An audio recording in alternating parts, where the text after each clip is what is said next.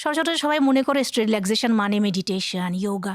হ্যাঁ, meditation, yoga, these are stress relaxation techniques.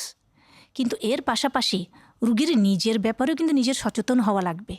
যেমন আমরা বলি যে আপনি যখনই বাসায় যাবেন, অফিসের কোনো কাজ নিয়ে বাসায় যাবেন না, বাসায় গিয়ে আপনি পরিবারের সাথে সময় কাটান। That is also relaxation.